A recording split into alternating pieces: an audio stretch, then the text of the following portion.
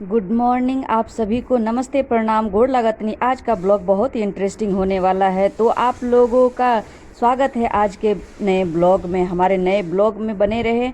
आज मैं आप लोगों के लिए एक टेस्टी और हेल्दी ब्रेकफास्ट रेसिपी लेकर आई हूं। अगर आप लोगों को ये रेसिपी पसंद आई तो मेरे चैनल को लाइक सब्सक्राइब करें और अपने दोस्तों के साथ शेयर ज़रूर करें। तो चलिए चलते हैं अपने रसोई की ओर और दिखाती हूँ आज मैं क्या बनाऊँगी।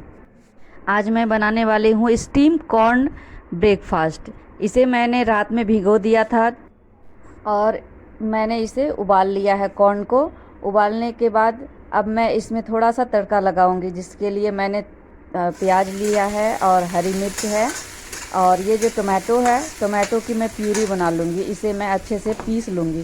पीस लेने के बाद क्या होता है कि इसका छिलका इसमें नहीं आता है और ये खाने में और भी ज़्यादा टेस्टी हो जाता है। तो चलिए देखिए, अभी मैंने छोंका लगा दिया है और इसमें मैं अब कॉर्न डाल दूँगी। कॉर्न डालने के बाद बस 2 से 3 मिनट इसे अच्छे से पकाना है, क्योंकि कॉर्न उबला हुआ है।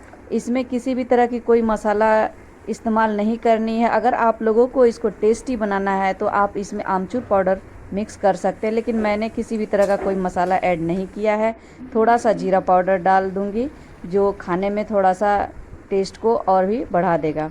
तो ये देखिए मेरा कॉर्न ब्रेकफास्ट कितना क्विक और हेल्दी बनकर तैयार है। इसमें मैंने थोड़ा सा खीरा को क्यूब साइज में काट करके डाला। अगर आप लोगों को ये वीडियो अच्छी लगी तो प्लीज़ लाइक शेयर सब्सक्राइब करें और अपने घर परिवार के साथ इस नाश्ते का एंजॉय कर ले।